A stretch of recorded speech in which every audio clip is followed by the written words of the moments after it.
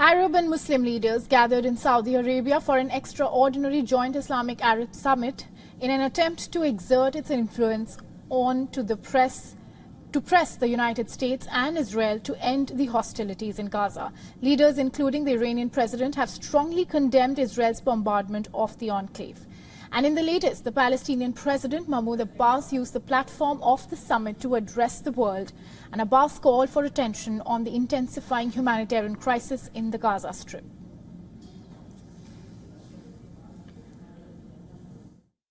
يتعرض شعبنا الفلسطيني لأبشع عدوان وحشي بل لحرب إبادة لا مثيل لها على يد آلة الحرب الإسرائيلية الجبانة التي انتهكت الحرمات والقانون الدولي الإنساني وتخطت كل الخطوط الحمراء في قطاع غزة بقتل وجرح أكثر من 40,000 من المدنيين الفلسطينيين غالبيتهم من الأطفال والنساء والشيوخ.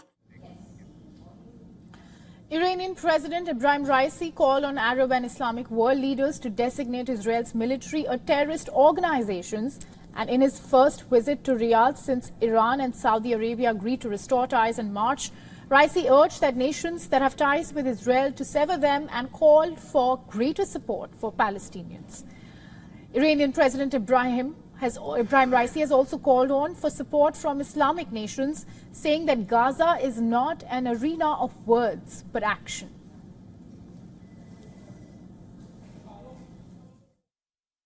این میدان دیگه میدان سخن تنها نیست که فقط سخن و اعلام موضع بشه. باید میدان عمل باشه و اقدام.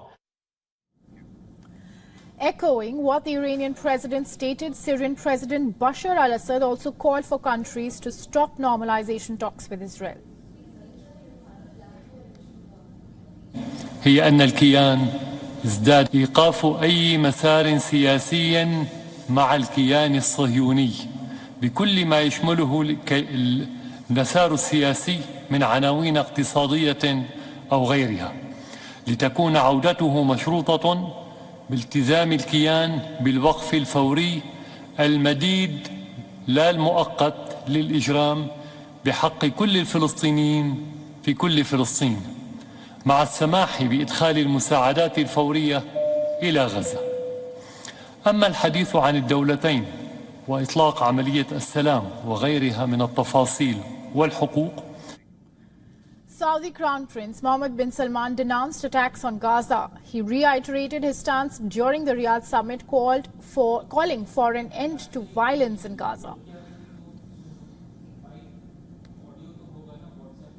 الرحيم أصحاب الفخامة كامل ومن هذا المنطلق يسرنا أن نعلن عن إطلاق مبادرة خادم الحرمين الشريفين وأن ندين ما يشهده قطاع غزة من اعتداء عسكري واستهداف المدنيين واستمرار انتهاكات سلطة الاحتلال الإسرائيلية للقانون الدولي الإنساني لنؤكد ضرورة وقف هذه الحرب والتهجير القسري وتهيئة الظروف لعودة الاستقرار وتحقيق السلام في أفريقيا وذلك عبر تدشين مشروعات وبرامج مائية في دول القارة بقيمة تتجاوز $1 مليار على مدى 10 سنوات.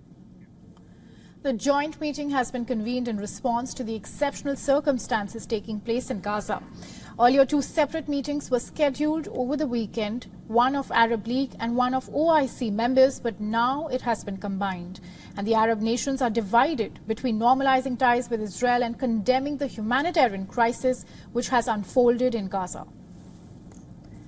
As per reports, Arab foreign minister who held an emergency meeting on Thursday were divided as some countries led by Algeria called to cut all diplomatic ties with Israel. Earlier, we spoke to Mr. Lester Munson, who is a senior fellow at National Security Institute, and he joined us live from Washington, D.C. to understand what message does the combined meeting of the Arab League and OIC means in the recent Arab-Muslim World Leaders Summit amid the recent tensions. Listen in to what he had to say.